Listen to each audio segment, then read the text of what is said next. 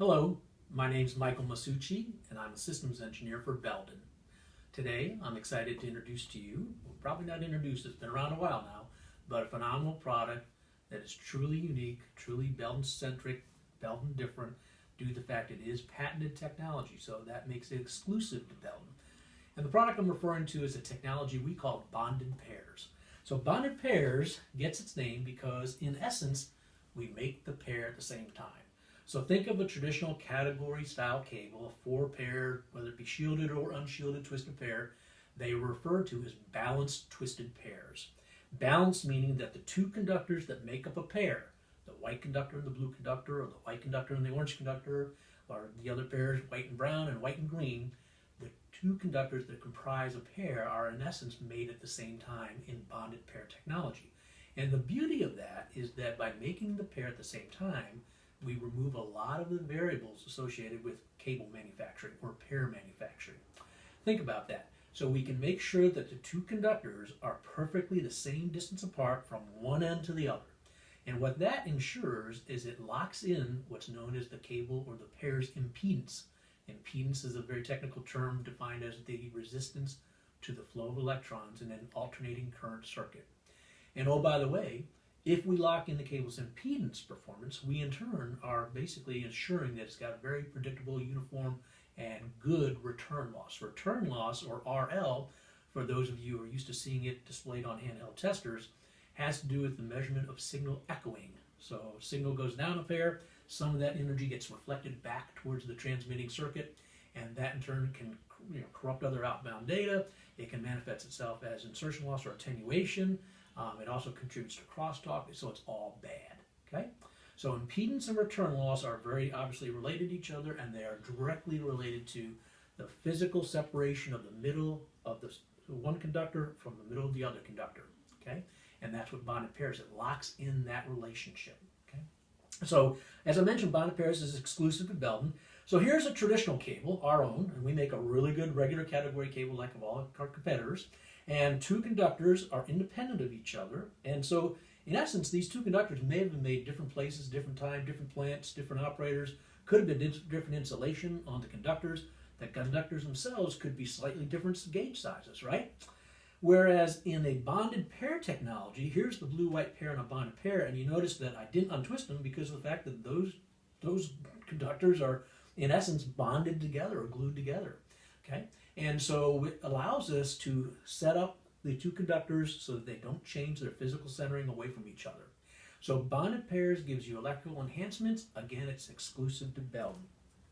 So it's better due to the fact that if you think about the way a cable's made, by removing a lot of the variables, we ensure its consistency, its uniformity, and we improve its performance. So that's what I call physicals equals electricals. And I'll repeat that, physicals equals electricals. And I coined that phrase back in the mid-1990s. And what I was trying to, in a simplistic manner, explain to folks is that the physical design of a cable, for instance, the gauge size, the insulation chosen, the type chosen, the thickness of that insulation applied around the conductor, these kinds of decisions that you make in the design of a cable have electrical ramifications. We all pretty much simply understand that if we need to drive a signal a longer distance, there's this thing called DC resistance, direct current resistance. And what happens, the further we go, the worse it becomes, right? So the simple solution is go to a larger gauge conductor, right? That's a good example of physicals equals electricals. So I want to introduce another concept to you, what's known as balanced mode signal transmission. So in our world, we'll just talk about the Ethernet world, for instance. It all is contingent upon using what's known as balanced mode signal transmission, which basically means that we take a signal coming out of that transmitting circuitry, and let's just say it's a 2-volt signal. What we do is we take that 2 volts, we put 1 volt positive on the white conductor, 1 volt negative on the blue conductor. It goes to the other end, and then that receiver says, oh, there's 1 plus 1 is 2. There's my original 2-volt signal. And everything else is wonderful thereafter, right? It's contingent upon the assumption that the two conductors are equal but opposite polarity signal carriers.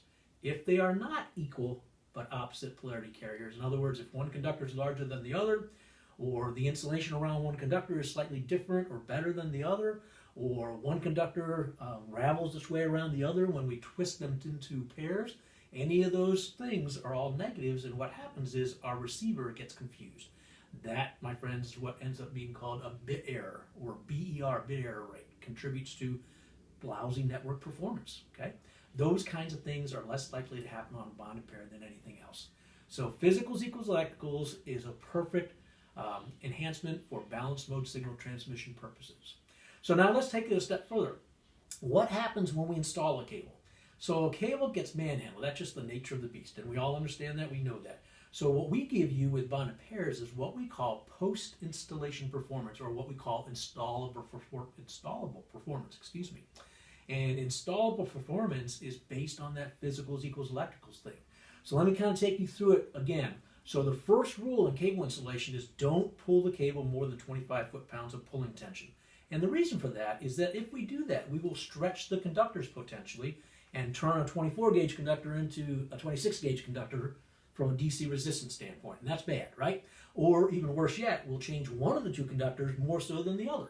With bonded pairs, the two conductors join together, so if one changes, they're both going to change. So it's still not a great situation, but it's better than the alternative, right? The next rule in cable installation has to do with the way you manage the cable to avoid kinks of the cable. We have a thing called bend radius. So we are obligated to maintain a 4 times the cable's diameter for bend radius.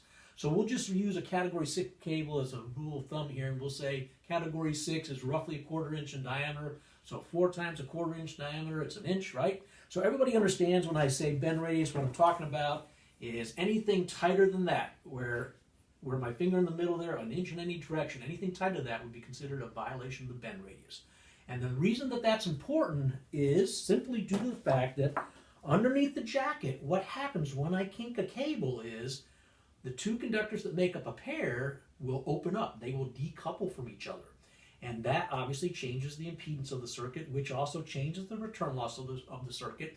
And oh, by the way, the bigger profile now that this pair represents causes that pair to go pop right through the pair next to it. And there goes your crosstalk, okay? I actually have clear jacketed cable samples here to kind of prove this point. One is a bonded pair design, the other is a non-bonded pair design. And so you can kind of play with them and you can see what happens when you kink a cable. So a bonded pair cable can be kinked a whole lot more so than a non-bonded pair and not degrade its performance, unlike a non-bonded pair. The next rule in the industry is remove as little jacket as possible. So the purpose of the jacket is to provide physical binding of the way the pairs are built under the jacket and physically protect the cable and so on. So if we take off too much jacket, what we're doing is we're exposing our pairs to randomness, which is not necessarily a healthy thing in this particular context, right? Bonded pairs, in the event they are jacket stripped way down here, which would be a bad thing, won't come back to haunt you in the form of poorer performance. The next rule in cable installation practices has to do with untwisting of the pairs. In this standard, we talk about do not untwist your pairs any more than a 1/2 inch for category 5E, category 6, or category 6A compliance. Well, it turns out with bonded pairs, I can untwist them a whole lot more than a 1/2 inch, and yet again, it's still going to test out more so than a non-bonded pair design. All of these phenomena I'm talking about are what we call, again, installable performance. Or to kind of steal a line from the old Timex watch line, takes a lick and keeps on ticking. Bonded pairs will withstand the rigors of the installation process. Now, you say to yourself, well, it can't be all good, Mike. There's got to be something bad about it. I feel like I'm selling Popeel Vegematics here. And the answer is, well, you know what? In the industry, we have gotten kind of a bad rap for one thing. And that one thing is, how do I separate the bonded pairs when I need to terminate it? And I will admit to you that it will take just a hair bit of time longer, at least in the past. Now, with higher degree or higher category cables in recent times, what we've seen is tighter twist ratios, wraps around pairs, splines, separators, all these additional phenomena designed to try to catch up to our technology. And when you terminate anyone else's, any of our competitors' cables nowadays, what you find is they don't terminate as quickly and easily as they did 5 years, 10 years, 20 years ago, okay? So they're kind of caught up to us in terms of termination time, and that's not a positive thing in that context. But the cool thing about bonded pairs is that they can be terminated. We do have a little tool that makes the process a whole lot quicker and easier, and we like to show people how to do it and school them on how to have best efficiency on how to separate the pair. Now I tell you all that because I also want to introduce to you the latest Belden product called Revconnect. Revconnect is a new termination device. Revconnect stands for Reliable, Easy, Versatile. And one of the neatest things about Revconnect is the fact that, get this, you don't have to separate the bonded pairs anymore. A bonded pair design cable used with Belden's Revconnect terminology or technology allows you to couple it quickly and easily, and actually you can terminate a bonded pair cable faster by a second or two than a non-bonded paired cable. Okay, so the Revconnect, if I look at a traditional jack, looks like this. This is a Category 6A jack. This is what we call a core, a finished cable with a cable manager and a cap on top of it. And I'm just going to shift gears. I'm going to show you this core in a different context here. So this is the same as that, but I wanted to show you the core then snaps into a jack housing, like that. Simple as that, okay? Now let's just say that I have not a jack at that location. I don't need a jack at that location. I need to pull that cable, put it up in the ceiling to service a wireless access point or maybe a security and IP camera. Well, all I have to do is take the jack off and I can put a plug on that same cable in that same spot, close my doors, and I'm done. So this product is unique in the sense that, number one, electrically it's very robust. Number two, it's similarly priced to our historic technology that I showed you a moment ago, the traditional jacks. And number three, you don't have to separate bonded pairs. And number four, maybe the best feature of all, is its versatility and flexibility. I can make a plug a jack, and I can make a jack a plug that quickly and that easily.